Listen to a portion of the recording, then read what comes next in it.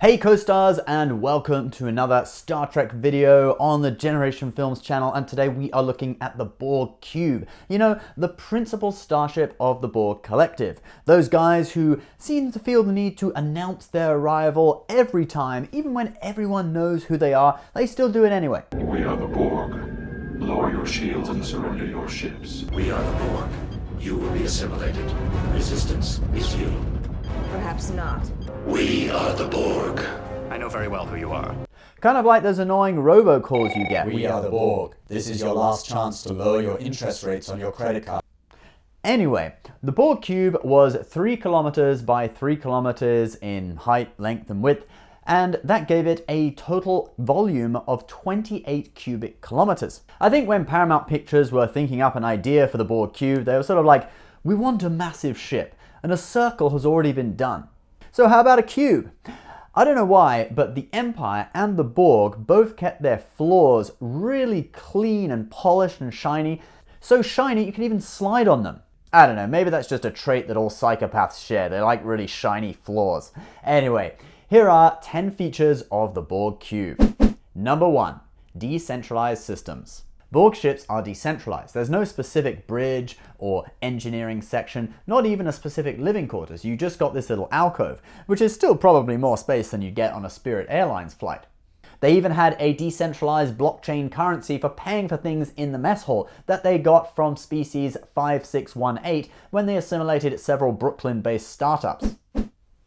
Okay, there was no Borg cryptocurrency, but this decentralization gave the Borg Cube a distinct advantage. There were no weak spots on the ship, since there was nowhere that contained a hub for any one specific system, and there were also multiple backups. This meant that a Borg Cube could remain functional even if 78% of it was rendered inoperable. But you may say, well, what about that time in First Contact when Picard gets all the ships to focus their weapons on one particular spot on the cube? Well, Ronald D. Moore said that those were the coordinates of the waste extraction system. I think he was joking, but you know, it's true, you never see a Borg toilet and all that waste has to go somewhere. I mean, methane gas is flammable. But a more likely explanation was that it was a point on the cube that had suffered battle damage, and Picard, because of his residual link to the collective, sensed from the hive mind that that area was damaged and could be exploited, and thus directed the entire fleet to focus their fire on that place. Number 2, rapid regeneration. Borg cubes can repair battle damage without the need to stop at a Borg base. In the Next Generation episode Q-Who, the Enterprise inflicts damage to about 20% of a Borg cube, but it shows up 20 minutes later almost completely repaired. Borg cubes can even do this self-repair while traveling at warp speed, although in the series it's always left as a mystery as to how they do this. But in Star Trek Picard we actually see this self-repair process taking place, with thousands of small robots working on the hull, similar to Borg nanoprobes that enter the human body and assimilate a person, but on a ship-wide scale conducting repairs. Number 3, adaptability. One distinguishing feature of the Borg is their ability to adapt. Captain, they've adapted. Not only as individual drones, but also on a ship-wide scale. The Borg Cube did not use traditional shields, but instead had a form of subspace energy field that could adapt to different weapons. Thus, many weapons fired at Borg Cubes would cease to work after a few shots as the Borg adapted. Report. Direct hit to their shield emitters. No damage. The trick was to use a kind of weapon that was so destructive that it could destroy a Borg cube in a single shot, so they had no time to adapt, such as the energy weapons of Species 8472 or a Starfleet transphasic torpedo. We see this in the last episode of Voyager, where future Captain Janeway delivers the transphasic torpedo technology to her crew. Number 4, Transwarp. The Borg were the only species in Star Trek that did not employ the familiar two nacelle design for their warp drives. Borg cubes were capable of warp and transwarp flight. Their maximum warp speed was faster than that of a Galaxy-class starship. For transwarp flight, Borg cubes used a network of transwarp conduits connected to 6 transwarp hubs across the galaxy.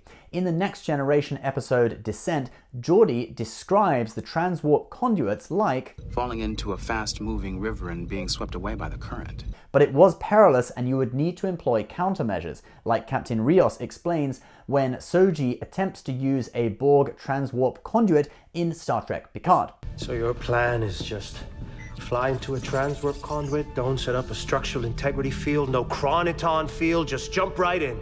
Gravimetric shear be damned? The structural integrity field would be projected in front of the Borg cube to compensate for the gravimetric shear, and the chronoton field was to keep the Borg cube in temporal sync, i.e. to keep it in sync in the same time as the time in space outside of the transwarp conduit. It's no good if you exited the conduit 100 years in the future or past. Number 5. Tractor beams. Many spacefaring cultures used tractor beams for towing or to guide shuttles into shuttle bays, but the Borg were quite unique in that they would use tractor beams in battle to hold enemy ships in place while they attacked them. Even warp drive couldn't break you out of it. Warp 8, any heading? Engage. Captain, the beam is holding us here. The beam also had the function of draining the ship's shields. Shields weakening. Shields will be down in 18 seconds. Locate the exact source of that tractor beam. Lock on phasers. Phasers locked on target. Fire.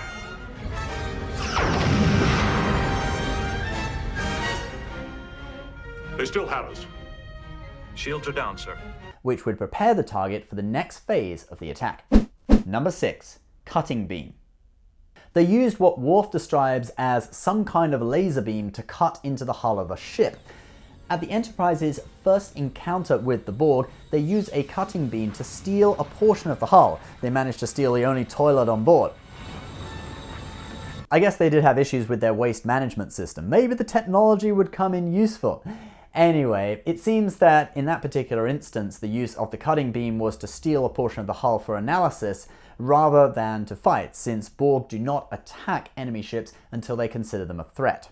We also see cutting beams in action at the Battle of Wolf 359, where a cutting beam shoots out from inside a tractor beam and cuts a ship in half. Number 7. Fusion cubes.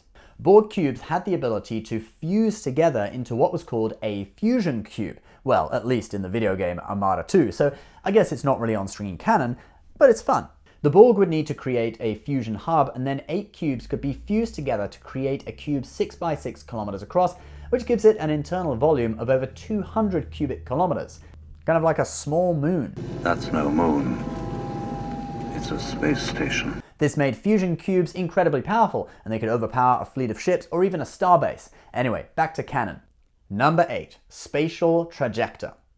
Inside the Borg cube's Queen Cell, which was this ultra-secret room right in the middle of the Borg cube, they had a Stargate. I mean a Spatial Trajector. Yeah, I know, trajector doesn't even seem to be a real word, so it was basically a Stargate. Picard describes it like this. This thing here can take us to a safer place. Yeah, that's basically what it does. It was reserved for getting the Borg Queen off of the ship in an emergency. The Borg acquired the technology when they assimilated the Sicarians, a group of people who spoke in almost as creepy accent as the Borg did.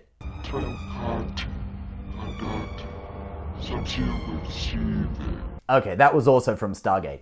Back to Star Trek. The Spatial Trajector needed little time to heat up and had a range of 40,000 light years, which is less than an actual Stargate, which would take you to different galaxies.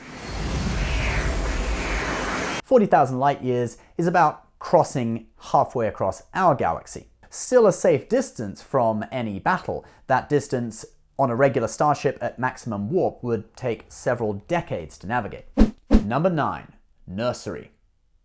The Borg were very progressive and offered onboard childcare through their network of nurseries and maturation chambers. So even though your kid got assimilated, you wouldn't have to worry about them being out on the street getting into drugs or crime.